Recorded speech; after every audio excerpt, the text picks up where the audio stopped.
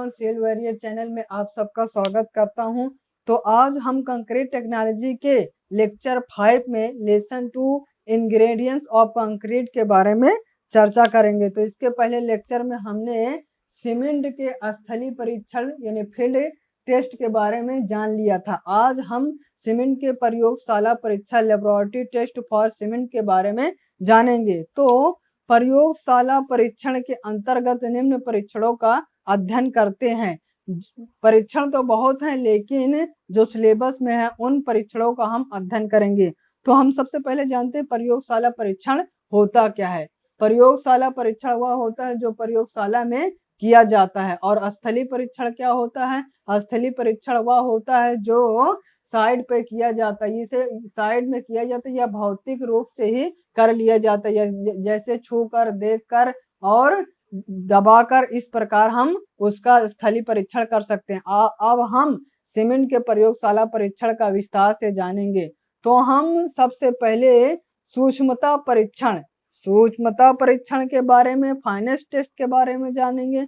दूसरा है निर्दोषता या प्रसार परीक्षण के बारे में। और तीसरा जमाव काल परीक्षण सेटिंग टाइम टेस्ट के बारे में। और चौथा संपीड़न सामर्थ्य कंप्रेसिव स्ट्रेंथ के बारे में चर्चा करेंगे। तो सिलेबस के अनुसार हम निम्न परीक्षणों का चर्चा करेंगे। सबसे पहले है सूक्ष्मता परीक्षण, फाइनेस टेस्ट। दूसरा है निर्दोषता या प्रसार परीक्षण, साउंड टेस्ट। और तीसरा है जमाव काल परीक्षण, सेटिंग टाइम टेस्ट। और चौथा है संपीड़न सामर्थ्य कंप्रेसिव स्ट्रेंथ। इन सब का अब हम सभी प्रयोगों का विस्तार से चर्चा करेंगे। तो सबसे पहले हम चर्चा करेंगे सूक्ष्मता परीक्षण के बारे में, फाइनेस टेस्ट के बारे में।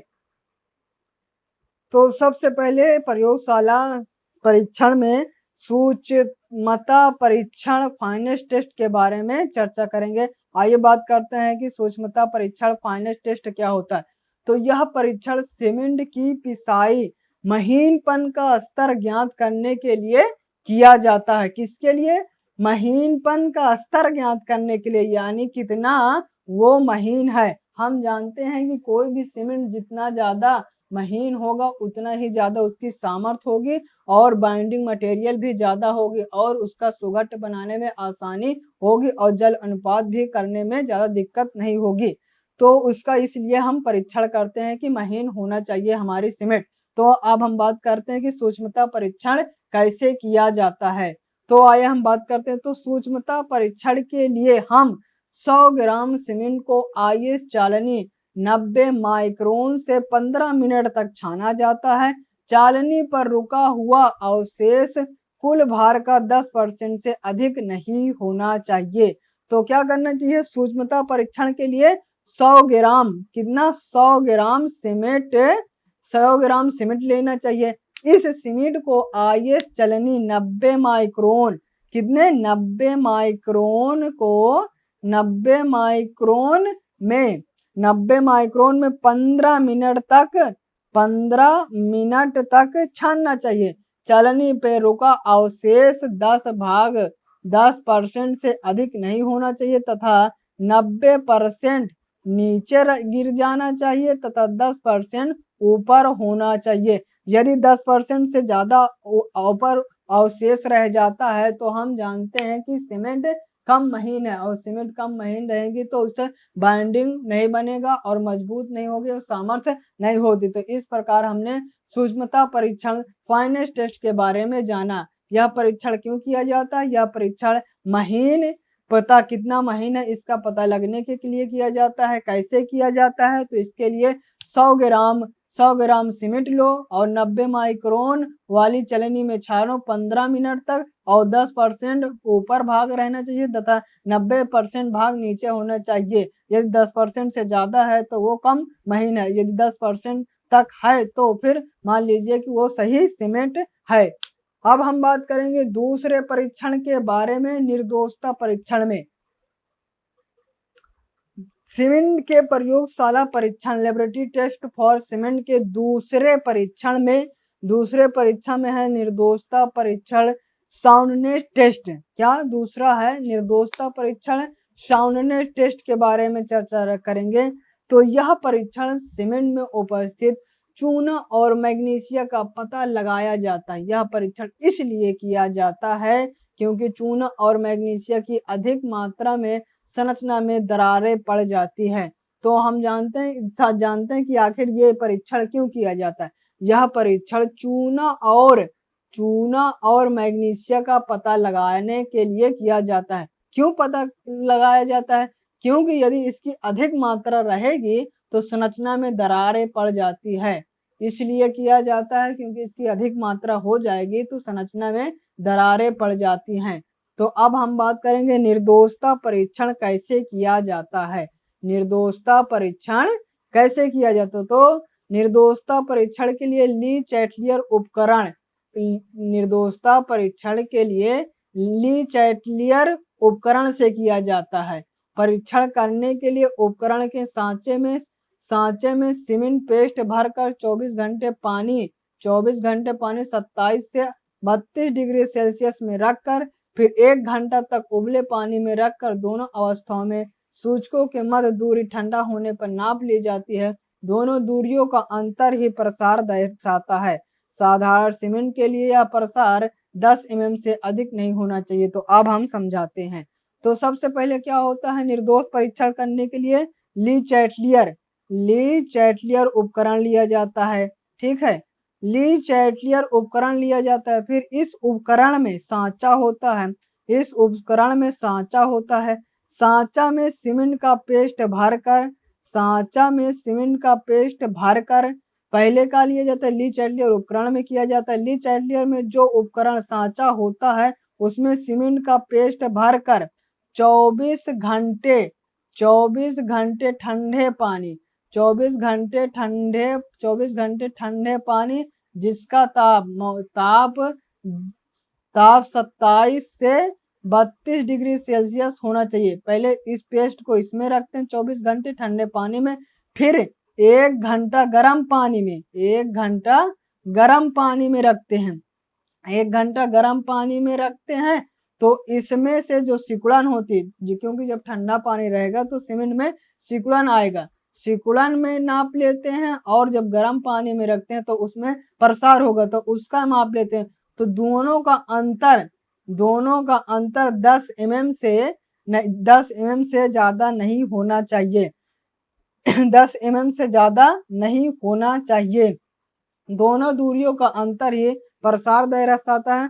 साधारण सीमेंट के लिए 10 mm से अधिक नहीं होना चाहिए। यदि ज्यादा हो गया तो मान लीजिए वो सीमेंट में मैग्नीशिया और चूना मिला है और जब हम इसका प्रयोग करेंगे तो वह दरारें पड़ जाएंगी। तो इस प्रकार हमने निर्दोषता परीक्षण के लिए क्या जाना, निर्दोषता परीक्षण के लिए ली चैटलियर उपकरण से किया जाता है। परीक्षण करने के लिए उपकरण सांचे में सीमेंट पेस्ट भरकर 24 घंटे पानी में 27 से 24 घंटे पानी में रखकर फिर 1 घंटे तक उबलते पानी में रखकर दोनों अवस्थाओं में सूचकों के मध्य दूरी ठंडा होने पर नाप ली जाती है। दोनों दूरियों का अंतर ही प्रसार दर्शाता है। साधारण सीमेंट के लिए यह प्रसार 10 mm से अधिक नहीं होना चाहिए। तो पहले स्टेप में ली चैटलियर उपकरण लिया जाता है, दूसरे स्टेप में उसमें सांचा होता है, उसमें तीसरे में होता है फिर सीमेंट भरते हैं, फिर चौथे स्टेप में होता है कि उसमें 24 घंटे ठंडे पानी में रखते हैं जिसका मौसम का तापमान 27 से 32 डिग्री सेल्सियस। फिर उसके बाद इसका फिर माप लेते हैं जो प्रसार होगा या सिकुड़न होगा। फिर उसी सीमेंट को उसी पेस्ट को 1 घंटा गर्म वाले पानी में रखेंगे, उसका जो प्रसार होगा उसका नापेंगे। तो दोनों प्रसार का अंतर ही प्रसार दर्शाता है। यह प्रसार 10 mm से अधिक नहीं हो सकते। इस प्रकार हमने निर्दोषता परीक्षण साउंड टेस्ट के बारे में चर्चा की। अब हम अगले परीक्षण सेटिंग टाइम टेस्ट के बारे में चर्चा करें। सीमेंट के प्रयोगशाला परीक्षण में अब हम बात करेंगे। तीसरे नंबर पे है जमाव काल परीक्षण, सेटिंग टाइम टेस्ट। आइए हम पहले जानते हैं कि सेटिंग टाइम टेस्ट होता क्या है। सीमेंट में जब पानी मिलाया जाता है तो इसमें जल योजन क्रिया है। वो तो आम बात है कि जब पानी मिलाया जाता है तो जल योजन क्रिया होती है। अंततः सीमेंट पूर्ण कठोर हो जाता है। इस क्रिया में जो समय लगता है उसे जमाव काल कहते हैं। जमाव काल का 2 भागों में बांटा गया है। प्रारंभिक जमाव काल इनिशियल सेटिंग टाइम तथा अंतिम जमाव काल फाइनल सेटिंग टाइम। तो सबसे पहले जमाव काल क्या होता है, जब कोई पानी मिलाया जाता है पानी मिलाने के बाद उसमें जल योजन की क्रिया होगी। जल योजन क्रिया से लेकर उसको कठोर होने तक में, यहाँ से कठोर होने तक में जो समय लगता है वही जमाव काल कहलाता है। जमाव काल दो प्रकार के होता है। जमाव काल दो प्रकार के होते हैं, इनिशियल सेटिंग टाइम और फाइनल सेटिंग टाइम। प्रारंभिक जमाव काल तथा दूसरा अंतिम जमाव काल होता है। तो सीमेंट में जब पानी मिलाया जाता है तो उसमें जलयोजन की क्रिया होती है, अंततः सीमेंट पूर्ण कठोर हो जाता है। इस क्रिया में जो समय लगता है उसे जमाव काल कहते हैं। जमाव काल को दो भागों में बांटा गया है, प्रारंभिक जमाव काल इनिशियल सेटिंग टाइम तथा अंतिम जमाव काल फाइनल सेटिंग टाइम। तो अब हम बात करेंगे प्रारंभिक जमाव काल क्या होता है। प्रारंभिक जमाव काल initial setting time. Initial setting time तो प्रारंभिक जमाव काल वह समय है जब सीमेंट पेस्ट कठोर होना प्रारंभ करता है, जब वो तरल में रहता है, जहां से जौन समय से वो कठोर होना स्टार्ट होता है वही समय प्रारंभिक जमाव काल कहता है। सीमेंट में प्रयोग के समय मिलाने, परिवहन तथा बिछाने की क्रियाएं होती है, अतः प्रारंभिक जमाव काल इतना होना चाहिए कि सभी क्रियाएं सरलता से हो सके। साधारण पोर्टलैंड सीमेंट का प्रारंभिक जमाव काल 30 मिनट से अधिक नहीं होना चाहिए। 30 मिनट से अधिक 30 मिनट से नहीं अधिक नहीं होना चाहिए, नहीं अधिक होना चाहिए, अधिक नहीं होना चाहिए, अधिक नहीं होना चाहिए। ठीक है। तो प्रारंभिक जमाव काल क्या होता है? प्रारंभिक जमाव वह काल होता है जिस समय से वह कठोर होना प्रारंभ हो जाता है, जिस समय से वह कठोर प्रारंभ होना हो जाता है। सीमेंट के प्रयोग अब वही उसका प्रारंभिक जमाव काल कहलाता है। सीमेंट के प्रयोग के समय मिलाने, परिवहन तथा बिछाने की क्रिया, परिवहन मतलब एक स्थान से दूसरे स्थान पर ले जाने, बिछाने की क्रिया होती है, अतः प्रारंभिक जमाव काल इतना होना चाहिए कि सभी क्रियाएं सरलता से हो। उसको बिछाना, एक स्थान से दूसरे स्थान पर ले जाना, अर्थात परिवहन की सुविधा और क्रियाएं उसे बिछाकर एकदम समतल करने में जितना इतना होना चाहिए कि जैसे सीमेंट का इनिशियल सेटिंग टाइम की ये सभी क्रियाएं आसानी से हो जाएं। तो हम पोर्टलैंड सीमेंट की बात करेंगे। पोर्टलैंड सीमेंट का प्रारंभिक जमाव काल 30 मिनट तक होता है। यदि हम पानी मिला दिए तो पानी मिला के 30 मिनट के बाद सीमेंट जमने लगती है। 30 मिनट के अंदर हमें मिलाने, परिवहन, बिछाने की क्रियाएं कर लेना चाहिए, नहीं तो सीमेंट फिर 30 मिनट के बाद बेकार होने चाहिए। इस प्रकार हमने जमाव काल सेटिंग टाइम टेस्ट के बारे में जाना। सेटिंग टाइम टेस्ट क्या होता है? जब पानी मिलाया जाता है तो जलयोजन की क्रिया होती है, जब पूर्ण होने लगता है तो इस क्रिया को सेटिंग टाइम कहते हैं। सेटिंग टाइम को दो भागों में बांटा गया है, इनिशियल तथा फाइनल सेटिंग टाइम। तो हम बात करेंगे इनिशियल सेटिंग टाइम के बारे में। तो इनिशियल सेटिंग टाइम वह समय होता है जब सीमेंट पेस्ट कठोर होना प्रारंभ हो जाता है। सीमेंट के प्रयोग के समय मिलाने, बिछाने तथा बिछाने की क्रियाएं होती है, अतः प्रारंभिक काल का इतना होना चाहिए कि ये सभी क्रियाएं सरलता से हो सके। साधारण पोर्टलैंड किसके लिए? साधारण पोर्टलैंड सीमेंट का प्रारंभिक जमाव काल 30 मिनट से अधिक नहीं होना चाहिए। 30 मिनट से अधिक ही नहीं होना चाहिए, नहीं तो फिर ज्यादा हो जाएगा तो नहीं। ये प्रारंभिक जमाव काल इस 30 मिनट के अंतर्गत हमें सभी कार्य कर लेना चाहिए। अब हम बात करेंगे इनिशियल सेटिंग टाइम की बात हमने कर दी। अब हम फाइनल सेटिंग टाइम के बारे में बात करते हैं। फाइनल सेटिंग टाइम क्या होता है? अंतिम जमाव काल वह समय है जब सीमेंट पिंड जमकर पूर्णतः कठोर बन जाता और विचलित करने पर भी अपनी स्थिति में अडिग बना रहता है। यह अवस्था सीमेंट की अंतिम जमाव काल कहलाती है। अंतिम जमाव काल इसमें पानी मिलाए जाने के बाद 10 घंटे लिया जाता है। तो अंतिम जमाव काल क्या होता है? सीमेंट की वह स्थिति जब वो एकदम पूर्ण रूप से कठोर बन जाता है तो वह उसकी पूर्ण रूप से कठोर बन जाता है तो उसकी अंतिम जमाव काल कहलाती है। अंतिम जमाव काल एकदम जब कठोर बन गया तो उसको चाहे जितना विचलित करें उसमें कोई प्रभाव नहीं पड़ेगा। यह अवस्था सीमेंट की अंतिम जमाव काल कहलाती है। अंतिम जमाव काल इसमें पानी मिलाए जाने के बाद, जब पानी मिलाएंगे तो पानी मिलाए जाने के बाद 10 घंटे के बाद लिया जाता है। 10 घंटे लिया जाता है 10 घंटे, मतलब जब पानी मिलाया गया उसके 10 घंटे के अंदर वो पूर्ण रूप से जम जाती है। उसके बाद यदि कोई कार्य करेंगे तो फिर हमारा संरचना बेकार रहेगा और नष्ट हो जाएगा। तो इस प्रकार हमने अंतिम सीमेंट सेटिंग टाइम के बारे में जान रहे हैं। इनिशियल सेटिंग टाइम होता है और फाइनल सेटिंग टाइम होता है। तो फाइनल सेटिंग टाइम क्या होता है? अंतिम जमाव काल वह समय होता है जब सीमेंट पिंड जमकर पूर्णतः कठोर बन जा रहा और अंतिम विचलित करने पर भी अपनी स्थिति से अधिक बना रहता है। यह अवस्था सीमेंट के अंतिम जमाव का फाइनल सेटिंग टाइम कहलाती है। अंतिम जमाव काल इसमें पानी मिलाए जाने के बाद 10 घंटे तक लिया जाता है। इनिशियल सेटिंग टाइम कितना लिया जाता है? इनिशियल सेटिंग टाइम 30 मिनट से कम नहीं लिया जाना चाहिए। 30 मिनट से कम नहीं लिया जाना चाहिए। उसके बाद इतना सेटिंग टाइम करना चाहिए कि उसके अंदर काम कर ले 30 मिनट के अंदर। और फिर एकदम बेकार कब हो जाती है? 10 घंटे के बाद सीमेंट एकदम बेकार हो जाती है, यानी अंतिम सीमेंट फाइनल सेटिंग टाइम आखिरी बार वो इतना 10 घंटा के अंदर जो जमना रहता है जम जाती है। तो इस प्रकार हमने सेटिंग टाइम के बारे में जाना, सेटिंग टाइम इनिशियल और फाइनल सेटिंग टाइम के बारे में जाना। बात करेंगे सीमेंट के प्रयोगशाला परीक्षण में चौथा परीक्षण और आखिरी परीक्षण इस लेक्चर का। तो संपीड़न सामर्थ्य कंप्रेसिव स्ट्रेंथ के बारे में चर्चा करेंगे कि कंप्रेसिव स्ट्रेंथ क्या होता है।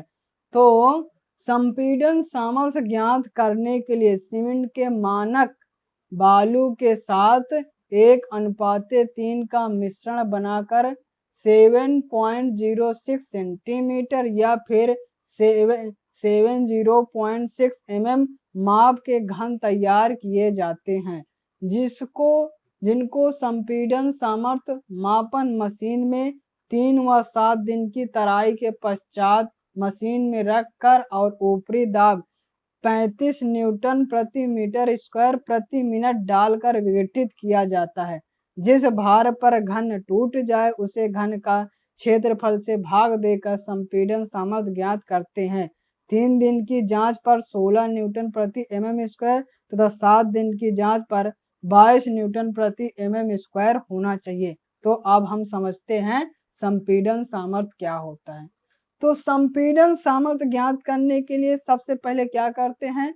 सबसे पहले 1:3 का क्या बालू, सबसे पहले सीमेंट, एक सीमेंट रहेगा, एक सीमेंट और 3 बालू का अनुपात लेते हैं। ठीक है, पहला स्टेप है। फिर इसको कहे में 7.06 सेंटीमीटर या फिर 70.6 mm के घन तैयार करते हैं। पहले स्टेप में क्या करते हैं?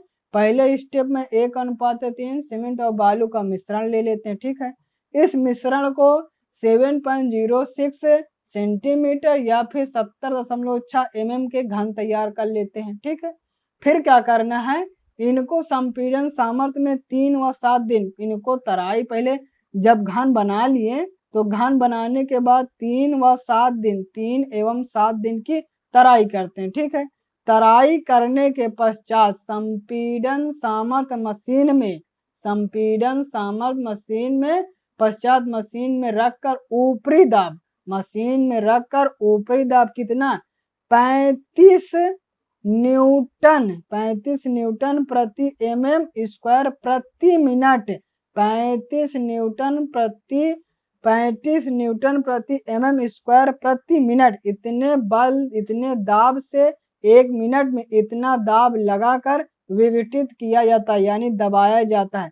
जिस भार पर, कुछ तो भार होगा, जिस भार पर घन टूट जाए, जो हमने घन कौन बनाया था? ये वाला घन बनाए थे 70.6 mm का जो घन बनाए थे, जिस दाब पर घन टूट जाए उस घन का क्षेत्रफल से भाग देकर संपीड़न सामर्थ्य ज्ञात करते हैं। उस घन का क्षेत्रफल से, यानी जिस भाग से टूट गया, मान लीजिए हमारा 37 पे टूट गया, और तो इस घन का क्षेत्रफल निकालेंगे, क्षेत्रफल से भाग देकर जो हमें मान प्राप्त होगा वही संपीड़न सामर्थ्य होता है। तो समानता जो स्टैंडर्ड रूप में हमने देखते हैं ये होता है कि 3 दिन पे जांच करने पर 16 न्यूटन प्रति mm स्क्वायर होना चाहिए तथा 7 दिन की जांच पर 22 न्यूटन प्रति mm स्क्वायर होना चाहिए। तो संपीड़न सामर्थ्य ज्ञात करने के लिए क्या करते हैं, तो संपीड़न सामर्थ्य ज्ञात करने के लिए पहले स्टेप में 1:3 में सीमेंट और बालू का मिश्रण ले लें, ठीक है। फिर इस मिश्रण को घन बनाना है, तो घन का कुल कितना होना चाहिए, 7.06 सेंटीमीटर या फिर 70.6 mm का घन होना चाहिए, ठीक है। अब इस घन को 3 दिन व 7 दिन तक तराई करना चाहिए। फिर इस घन को ले जाकर संपीड़न सामर्थ्य मशीन में बल से किस बल से 33 न्यूटन प्रति mm स्क्वायर मिनट से डालकर विघटित किया जाए। जिस भार पर घन टूट जाए, यानी जिस भार पे टूट जाए उसे घन का क्षेत्रफल से भाग देकर संपीड़न सामर्थ्य ज्ञात की जाती है।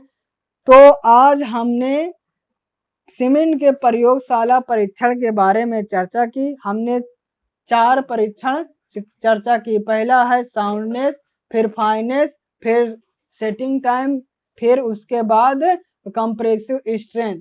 तो आज का लेक्चर समाप्त होता है। यदि आपको हमारा लेक्चर अच्छा लगे तो लाइक करिए, सब्सक्राइब कर दिए और बेल आइकन को दबा दीजिए, जिससे जो भी हम पहले वीडियो डालें सबसे पहले आपको मिल ही जाए और आप देखकर अपनी पढ़ाई करते रहें। Thank you for watching.